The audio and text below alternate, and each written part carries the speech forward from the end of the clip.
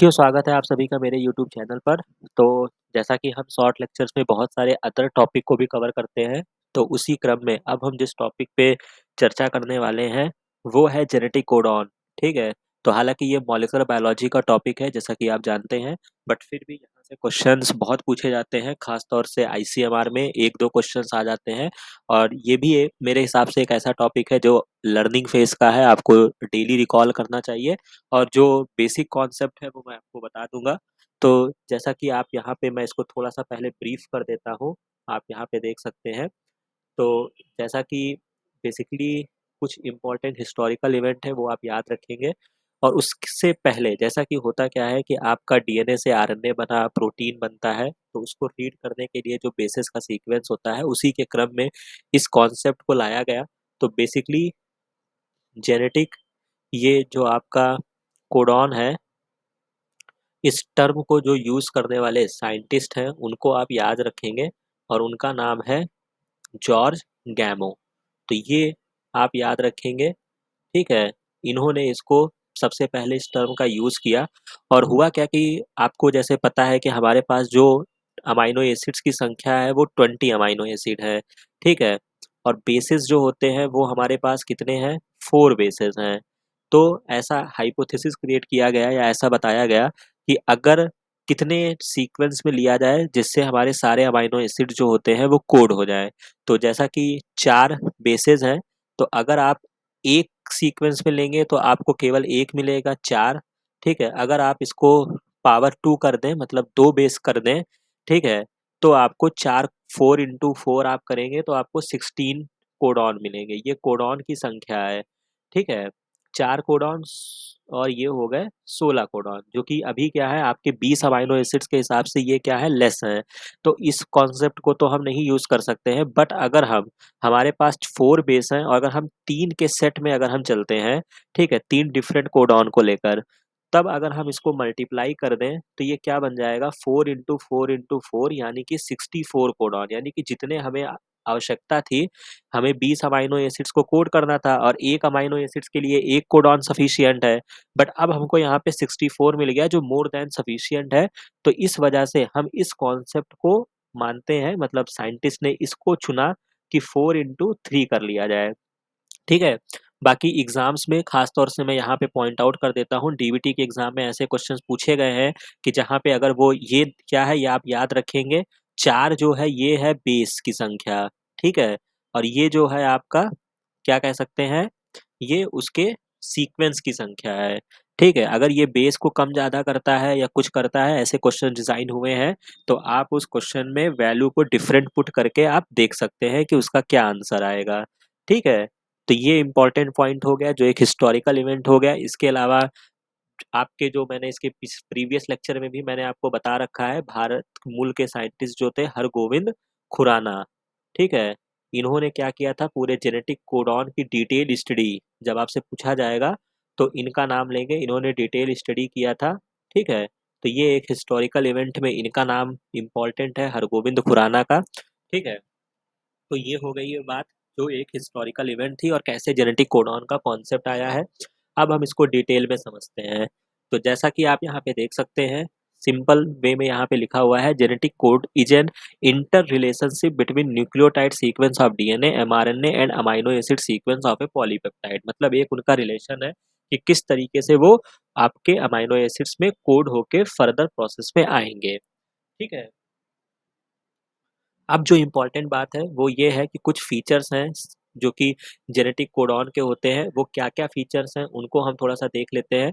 तो सबसे पहला इम्पोर्टेंट फीचर है ट्रिपलेट कोड होते हैं। जैसा कि मैंने ट्रिपलेट कोड क्यों होते हैं वो मैंने अभी आपको यहाँ पे एक्सप्लेन कर दिया है, क्योंकि 1 सफिशिएंट नहीं था, 2 सफिशिएंट नहीं था, 3 सफिशिएंट करने पर ये सफिशिएंट हो गया, मोर देन सफिशिएंट हो गया, तो इसलिए ट्रिपलेट कोडॉन है। तो इसमें आपको कोई समस्या नहीं होनी चाहिए। इस लाइन में आप पढ़ लीजिए, each codon is a made up of 3 adjacent nitrogen bases होते हैं। 61 codon code for amino acid के लिए कोड करते हैं और 3 कोडॉन जो होते हैं वो नहीं कोड करते हैं, उनको हम स्टॉप कोडॉन कहते हैं, ठीक है? तो इसमें आपका कोई कन्फ्यूज़न नहीं होना चाहिए। ये जब आप ट्रांसलेशन आपने पढ़ा होगा, तो आपने देखा होगा वहाँ पे 3 स्टॉप कोडॉन होते हैं जिनको हम क्या बोलते हैं जो कि कोड नहीं करते हैं, और इस बात का ज़िक्र मैंने अपने सिकल सेल एनीमिया के लेक्चर में मैंने किया है। तीसरी इम्पोर्टेंट चीज़ जो अगर आप गौर करेंगे, और वो इम्पोर्टेंट चीज़ जो है वो ये है कि आपको इस पूरे जेनेटिक कोडॉन में, ठीक है, ये बहुत ही इम्पोर्टेंट है, एग्ज़ाम में पूछा जाता है।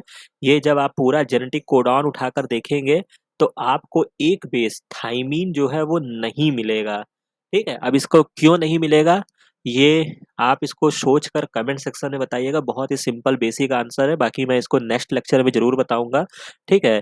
तो थाइमीन एक इम्पोर्टेंट बेस है जो जेनेटिक कोडॉन में आपको नहीं मिलता है, ठीक है? तो ये इम्पोर्टेंट पॉइंट हो गया। चौथे अब हम इसके नेक्स्ट पार्ट की तरफ चलते हैं, जहाँ पे लिखा हुआ है non ambiguous and specific codon. Codon जो होते हैं वो स्पेसिफिक होते हैं। अब इसका अर्थ क्या है कि one codon code for only one amino acid, ठीक है? एक कोडॉन जो होता है वो केवल एक अमाइनो एसिड्स के लिए कोड होता है, इसीलिए हम इसको स्पेसिफिक बोलते हैं। बट इसका एक्सेप्शन है, जो कि मैंने सिकल सेल एनीमिया के लेक्चर में आपको पहले ही बता चुका हूँ। GUG एक एम्बिगुअस कोडॉन है। It is normally code for valine but at initiating position code for methionine. इसकी स्टोरी क्या है मैं आपको एक बार फिर से रिकॉल करा देता हूँ। जब भी आप पढ़ते हैं तो AUG ये आपका क्या होता है, इनिशिएटर कोडॉन होता है। किसको कोड करता है, मेथियोनिन अमाइनो एसिड को ये क्या करता है, आप ये कोड करता है, राइट? लेकिन बाय डिफ़ॉल्ट ये केस अप्लाई होता है, जैसे मैंने आपको बता रखा है 98 टू 99% केस में AUG, जहाँ से मान लीजिए कि जब प्रोटीन बनना स्टार्ट होगा, तो मान लीजिए कि ऐसे बहुत सारे कोडॉन यहाँ पे लगे होंगे, राइट? इस तरीके से बहुत सारे कोडॉन लगे होंगे, तो जब राइबोसोम रीड करना शुरू करेगा, तो जहाँ पे उसको AUG मिलेगा, वहीं से ही मतलब ट्रांसलेशन स्टार्ट हो जाएगा, मतलब प्रोटीन बनना शुरू हो जाएगा। लेकिन कभी-कभी एक्सेप्शनल केस में अगर AUG नहीं मिल रहा है, तो दूसरा कोडॉन कौन-सा है जो इस प्रॉपर्टी को करने की क्षमता रखता है, वो GUG होता है। ये भी आपको याद रखना है, नॉर्मल कंडीशन में, ठीक है? नॉर्मल कंडीशन में ये किसको कोड करेगा, ये वैलीन को कोड करता है, ठीक है? ये आपने सिकल सेल एनीमिया में पढ़ा था, ठीक है? लेकिन जब भी अगर ये इनिशिएटर कोडॉन का काम करेगा, तब ये वापस से मेथियोनिन को कोड करेगा, ठीक है? ये सिंपल सी इन्फॉर्मेशन हो गई, कोई कन्फ्यूज़न नहीं होनी चाहिए, ठीक है? इसके अलावा कॉमा लेस नेचर होते हैं, the codon is read in messenger RNA in A continuous fashion without any punctuation. मतलब कहने का मतलब है कि कोडॉन जो होते हैं, मान लीजिए कि इस तरीके से अगर बहुत सारे कोडॉन लिख दिए जाएँ, AUG, GAG, ठीक है? इस तरीके से आपको फिर कुछ लिख दिया गया UUU, तो ये इस तरीके से एक साथ रीड किए जाएँगे, AUG, GAG, UUU, इस तरीके से। ऐसा नहीं कि आपने AUG पढ़ा, फिर आपने मान लीजिए आपने ये 3 पढ़ा और आपने इसको नहीं पढ़ा, फिर सिस्टम इसको पढ़ेगा, ऐसा कुछ नहीं है। वो जब एक बार स्टार्ट करेगा तो वो लाइन से पढ़ता हुआ जाएगा, वो किसी के साथ कोई भेदभाव नहीं करेगा। बस इस लाइन का मतलब इतना है, ठीक है? और उसके अलावा यहाँ पे एक इम्पोर्टेंट पॉइंट है डीजेनरेसी ऑफ द कोडॉन। इसके मतलब क्या होता है कि सम अमाइनो एसिड्स जो होते हैं, मतलब ईच कोडॉन फॉर एक ईच अमाइनो एसिड, लेकिन जो अमाइनो एसिड होते हैं वो मोर देन वन कोडॉन से कोड हो जाते हैं, ठीक है? तो some amino acids are coded by more than one codon, hence the codon जो होते हैं वो डीजेनरेट होते हैं। इसमें आपको ये याद रखना है, जिसमें सीरीन, ल्यूसीन, अर्जिनिन इनके 6 कोडॉन्स होते हैं, ठीक है? 6 कोडॉन होते हैं, मतलब सबसे मैक्सिमम कोडॉन अगर आपसे पूछा जाएगा, तो सबसे ज़्यादा कोडॉन से कोड होने वाले अमाइनो एसिड का नाम बताइए, तो आप सीरीन आंसर करेंगे, जो कि बहुत जगह एग्ज़ाम में पूछा गया है। इसके अलावा प्रोलीन, वैलीन, ग्लाइसिन, एलानिन इनके 4 कोडॉन हैं। इसके अलावा यहाँ पर भी एक्सेप्शन देखने को मिलता है, जिसमें AUG जो कि मेथियोनिन को कोड करता है, और UGG ये नॉर्मल कंडीशन में ट्रिप्टोफैन को कोड करता है, ये नॉन डीजेनरेट कोडॉन होते हैं। मतलब इन ये केवल एक ही, मतलब अमाइनो एसिड जो है वो केवल एक ही कोडॉन से कोड होता है, इनके बहुत सारे नहीं हैं, ठीक है? तो ये इम्पोर्टेंट आपको याद रखना, ये सारे टर्म्स एग्ज़ाम में पूछे गए हैं, ठीक है? और छोटी-सी कन्फ्यूज़न आपको दिक्कत कर सकता है। इसके अलावा यूनिवर्सल कोड होते हैं, the codon is a nearly universal होते हैं। यूनिवर्सल का मतलब कि रेयरली इनका एक्सेप्शन पाया जाता है। अगर ये मान लीजिए कि UUU ये सब याद रखिएगा, ये फेनिलएलानाइन को कोड करता है सभी ऑर्गेनिज्म में। हालाँकि इसके कुछ एक्सेप्शंस पाए गए हैं, जो कि माइटोकॉन्ड्रिया एंड प्रोटोजोआ में होता है, वो मैं अभी आपको कवर करूँगा। तो ये क्या हो गया, यूनिवर्सल प्रॉपर्टी होती है। Initiator codon and start codon जो आपको मैंने बता दिया है। एयूजी जो कि ड्यूअल फंक्शन करता है, मेथियोनिन को कोड करता है और also act as initiator codon. इसके अलावा stop signal, polypeptide chain termination is signal by 3 termination codon है नोन है, जिसमें यूएए, यूएजी, यूजीए और इनके कुछ स्पेसिफिक नाम है, ओकर, अंबर, ओपल। तो ये सीक्वेंस आप याद रखिएगा, एग्जाम में आपसे पूछे जाते हैं कि which of the following is the opal या अंबर। तो ये थोड़ा लर्निंग का फेज है, तो आप इसको रिमाइंड करते रहिएगा, ochre, amber, opal, right. They do not specify any amino acid, इसीलिए इनको हम नॉनसेंस कोडॉन या स्टॉप कोडॉन भी बोलते हैं। भाई ऑब्वियस सी बात है, जो कुछ नहीं कोड करेगा तो आप झुंझला के किसी को क्या बोलते हैं कि नॉनसेंस ही हो क्या, तो शायद उस तरीके से आप इसको समझ सकते हैं। इसके अलावा जो इंपॉर्टेंट पॉइंट है, non overlapping codon, each codon is a independent and one codon does not overlap the next codon. तो ये 8 प्रॉपर्टी यहाँ पे बताई गई है, आप इसको हमेशा याद रखेंगे।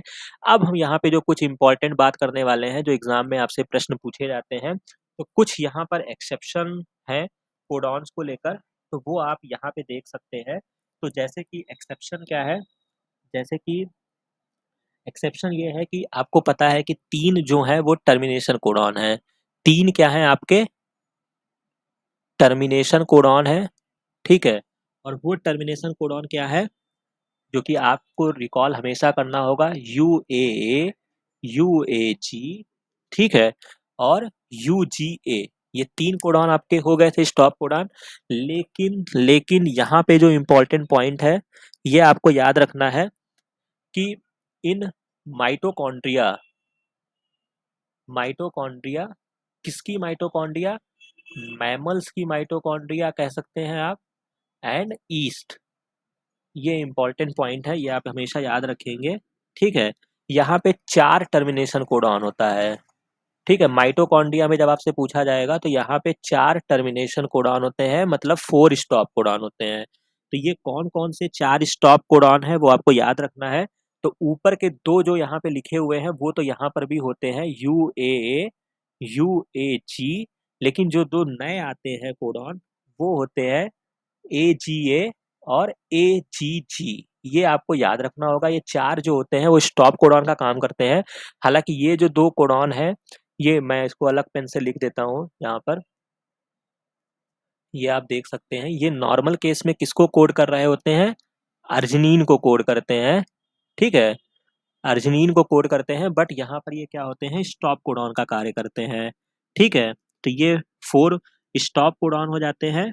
और यहाँ पर ये जो आपका, जो यहाँ पे मैमल्स के केस में ये आपका बच गया ना यूजीए, तो ये किसको कोड करता है, ये ट्रिप्टोफैन को कोड करता है, ठीक है। तो ये कुछ इंपॉर्टेंट पॉइंट है, हालांकि इतने डिटेल में रेयर ही जाएंगे, बट फिर भी आप नॉलेज रखिएगा कि ये क्या हो सकते हैं। हालांकि मैमल्स में 4 टर्मिनेशन कोडॉन है, तो ये इस बात को आप हमेशा याद रखिएगा, ठीक है। तो ये इंपॉर्टेंट पॉइंट हो गया है, जहां तक मैंने इसमें सारे पॉइंट्स को कवर कर दिया है। बाकी आपके पास जो भी बुक्स अवेलेबल हो, बड़ी बुक से आप पढ़ें। जो भी एक्सेप्शनल में कोई अंत नहीं है, बहुत सारे एक्सेप्शनल केस हैं, ठीक है। कुछ कुछ कंट्रोवर्शियल भी हैं, तो आप उसको पढ़िए, समझिए। नहीं समझ में आता है तो मेरे को कमेंट सेक्शन में बताइए, तो मैं उसका निवारण करूंगा, ठीक है। बाकी ये वीडियो आपको अच्छा लगा हो तो इसको लाइक, शेयर और सब्सक्राइब जरूर कीजिएगा। बाकी मिलते हैं नेक्स्ट वीडियो में, नेक्स्ट लेक्चर के साथ। Thank you very much.